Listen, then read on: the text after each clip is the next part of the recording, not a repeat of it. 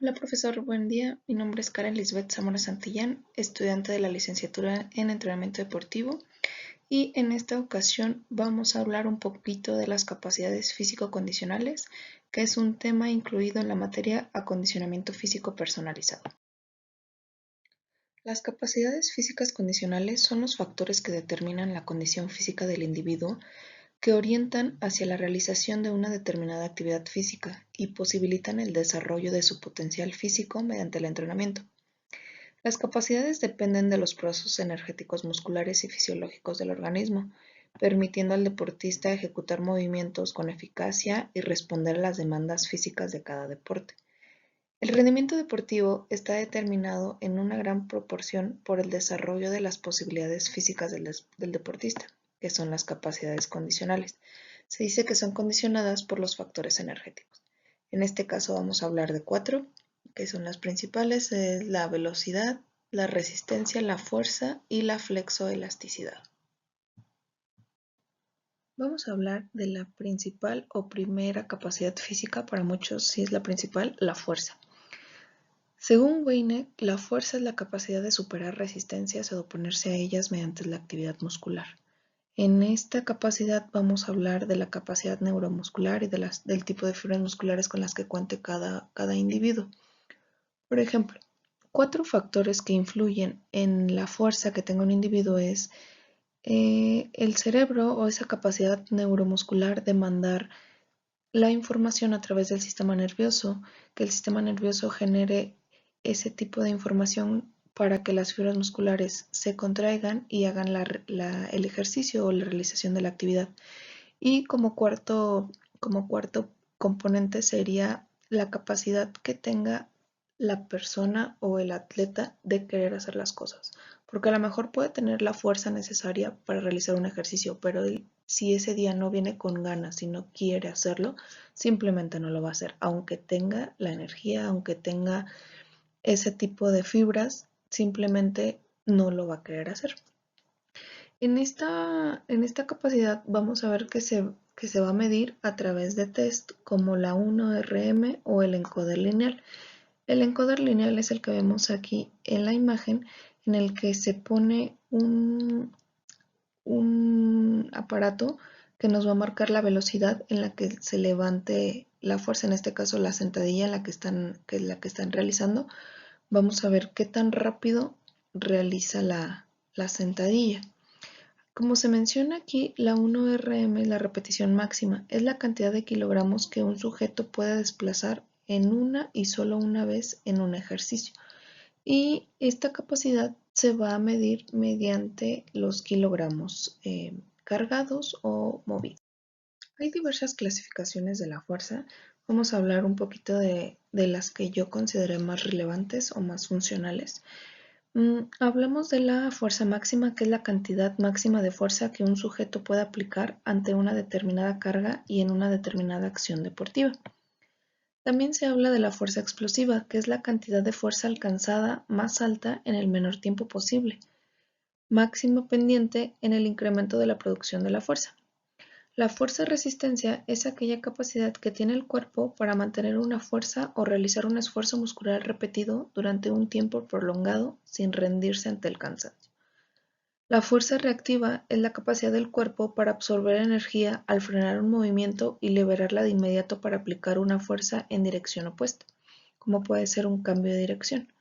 La fuerza útil o funcional es aquella fuerza que aplica el deportista cuando realiza un gesto específico de competición. Si hablamos de deporte, pues la más relevante sería la fuerza útil o funcional, porque el atleta puede estar muy bien trabajado, muy fuerte, pero si no se ha trabajado enfocado a su deporte, pues muy poco le va a servir esa fuerza que contenga. Algunos deportes en donde la fuerza se ve en su máxima expresión, pues es la halterofilia, lanzamientos en el atletismo como lanzamientos de disco, lanzamiento de jabalina, clavados, rugby, gimnasia. Vemos también deportes como el Hyrox o la gimnasia olímpica. Continuamos con la resistencia.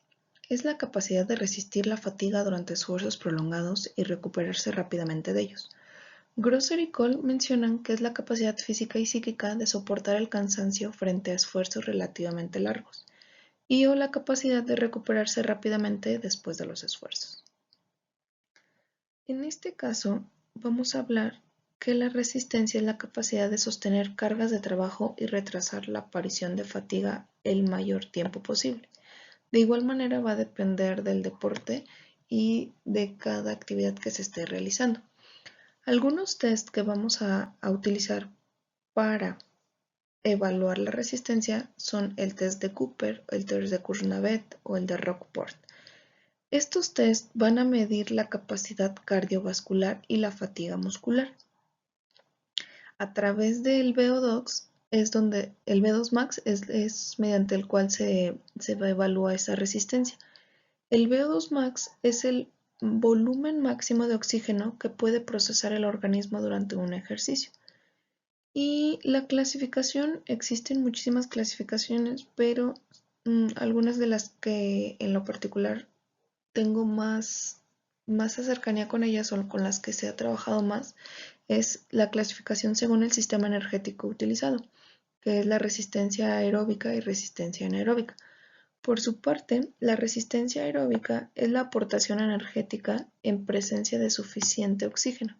Y aquí vamos a hablar de resistencia aeróbica corta, mediana y de larga duración. La de corta se va a hablar de entre 3 y 10 minutos. La mediana va a ser de 10 a 30 minutos y la larga más de 30 minutos. La resistencia anaeróbica, por su parte, es la aportación energética con captación insuficiente de oxígeno. De igual manera vamos a hablar de la resistencia anaeróbica de corta duración de 10 a 20 segundos, la mediana de 20 a 60 segundos y la larga de 60 a 120 segundos. Algunos deportes en los que la principal capacidad es la resistencia son la marcha, el maratón, el remo, el triatlón, la natación de largas distancias o el ciclismo. Pero en realidad en la mayoría de los deportes se utilizan pues todas las capacidades físicas, simplemente algunas van o tienen mayor peso de acuerdo a las capacidades y necesidades del deporte. La velocidad es aquella capacidad de ejecutar acciones motoras en el menor tiempo posible. También se puede ver como la capacidad de responder rápidamente a estímulos y ejecutar movimientos eficaces.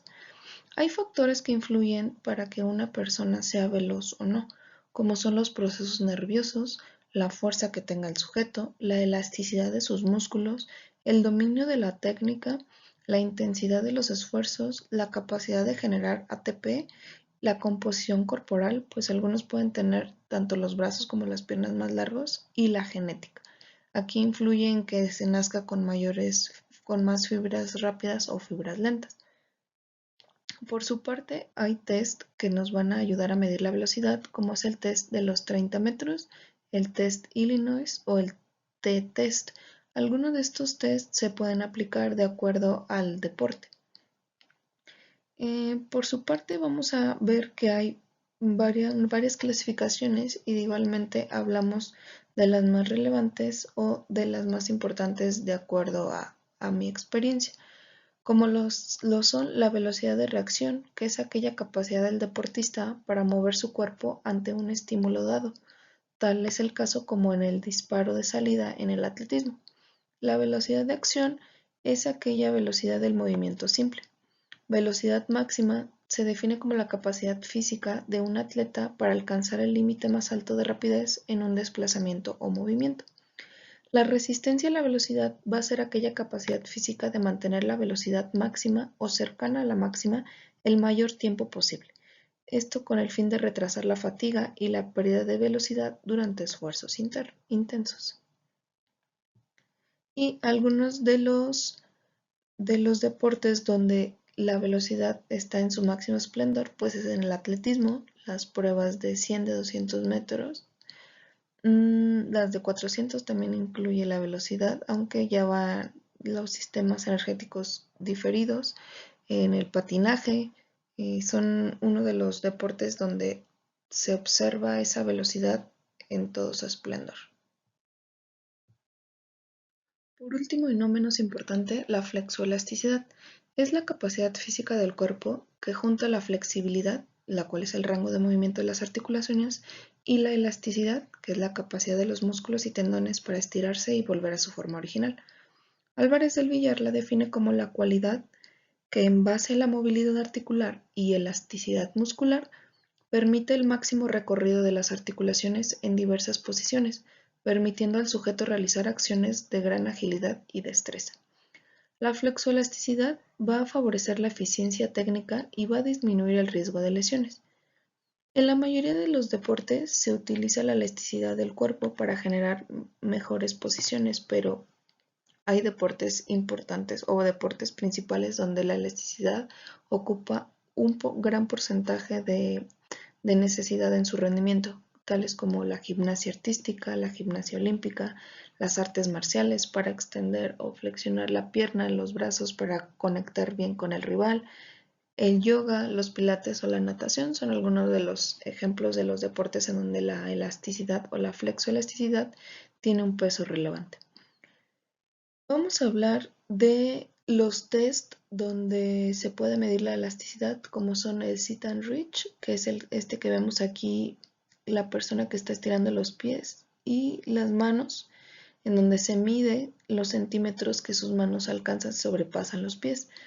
Existe otro test como la flexión del tronco, la extensión del tronco, la hiperextensión de espalda en plinto.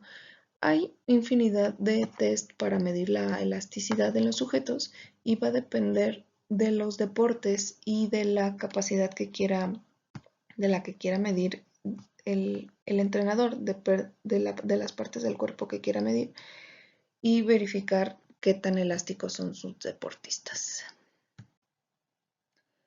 En esta capacidad vamos a ver que su clasificación viene de flexibilidad activa, que es aquella en la que el propio deportista genera el estiramiento. Se logra por la contracción de los músculos opuestos o agonistas. No se utiliza ninguna ayuda externa y se alcanza la posición con el propio cuerpo. Aquella flexibilidad pasiva es en la que una fuerza externa produce el estiramiento. El deportista se tiene que mantener relajado en todo momento y la fuerza puede provenir de algún compañero o de algún material utilizado. También existe la flexibilidad estática, que es aquella en la que se va a realizar el estiramiento de forma pausada en una sola posición. Y la flexibilidad dinámica es aquella en la que se va a hacer rangos de movimiento de las articulaciones para hacer la flexión y se va a hacer de manera lenta. Como vemos, todas las capacidades físicas van a ser importantes, va a depender de cada deporte y de su caracterización para que el entrenador se pueda enfocar en una o en otra capacidad en mayor porcentaje. Pero de igual manera, todas las capacidades son importantes para la vida diaria, para la actividad física y para los deportes. A continuación se adjunta un glosario y la bibliografía.